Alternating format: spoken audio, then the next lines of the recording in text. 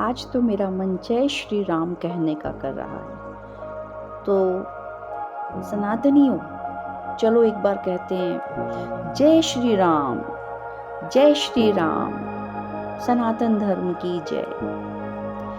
आज की इस रिकॉर्डिंग में मैं जो भी हमने अब तक बातचीत करी है, जो विश्लेषण किया है, हिंदू धर्म को हमने जाना है, समझने की कोशिश करी है, उसके व्रत, त्योहार, पर्व, उल्लास और हमारे वेद, हमारे आश्रम, इन सब की जो हमने बातचीत करी है, उसका मैं सार रूप में बात करूंगी आज।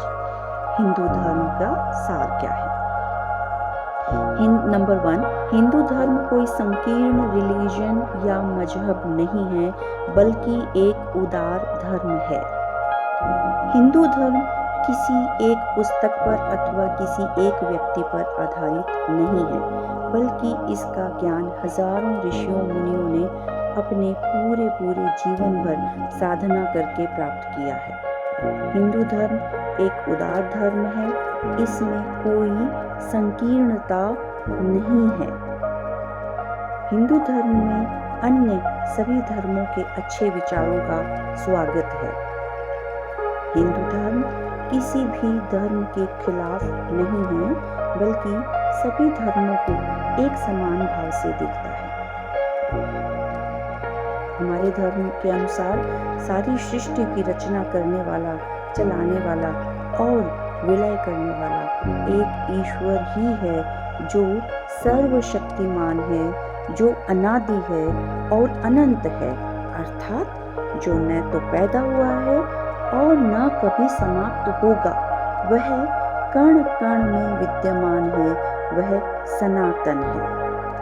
हिंदू धर्म के अनुसार ईश्वर का कोई स्वरूप नहीं है, कोई रूप रंग आदि नहीं है, उसकी कोई मूर्ति नहीं है, उसे आँख, नाक, कान आदि शरीर की इंद्रियों से देखा सुना नहीं जा सकता, लेकिन साधना के द्वारा उसको प्राप्त किया जा सकता है, उसको अनुभव किया जा सकता है।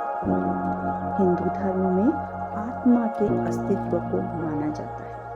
आत्मा ही वह शक्ति है जिसके रहने पर शरीर जीवित रहता है और जिसके निकल जाने पर शरीर मृत हो जाता है। यह आत्मा अमर है, इसका कभी विनाश नहीं होता। हिंदू धर्म में ईश्वर की विभिन्न शक्तियों को विभिन्न देवी देवताओं के रूप में भी पूजा जाता है तथा उनकी शक्तियों के अनुरूप उनकी मूर्तियां बनाई जाती है। हिंदू धर्म में ईश्वर के विभिन्न अवतारों को माना गया है और उन अवतारों की विभिन्न रूपों में पूजा की जाती है।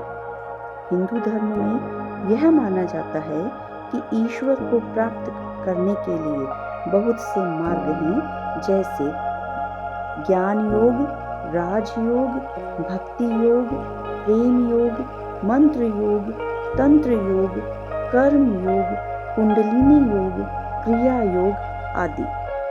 व्यक्ति इनमें से किसी भी मार्ग को चुनकर साधना कर सकता है। हिंदू धर्म में ईश्वर की पूजा की कोई एक निश्चित पद्धति नहीं है, बल्कि प्रत्येक व्यक्ति को अपनी इच्छा से ईश्वर के स्वरूप को चुनने और उसकी आराधना करने की स्वतंत्रता है।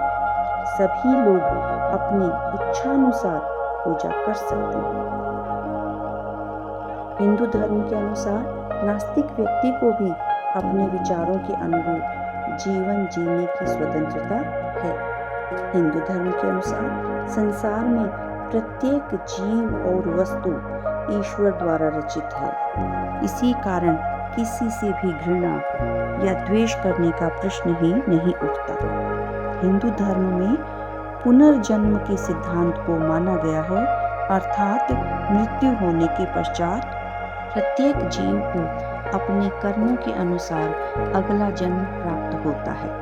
वह 84 लाख योनियों में जन्म ले सकता है, जिनमें मानव योनि सर्वश्रेष्ठ मानी गई है। हिंदू धर्म में मोक्ष को सर्वोच्च लक्ष्य माना गया है, जिसका अर्थ है पुनर्जन्म के चक्र से मुक्त होना और ईश्वर में विलीन होना। इस धर्म में प्रारब्ध को माना गया है, अर्थात जब आत्मा एक शरीर का समय समाप्त हो जाने पर दूसरे शरीर में प्रवेश लेती जाती है, तब प्रत्येक जन्म में उसके द्वारा किए गए कर्म संचित होते रहते हैं और अच्छे या बुरे कर्मों के अनुसार ही अगली योनियां प्राप्त होती हैं और उन कर्मों का फल भुगतना पड़ता है। हिंदू धर्म के अनुसार मानव जीवन को 4 आश्रमों में बांटा गया है: ब्रह्मचर्य, गृहस्थ, वानप्रस्थ एवं संन्यास आश्रम।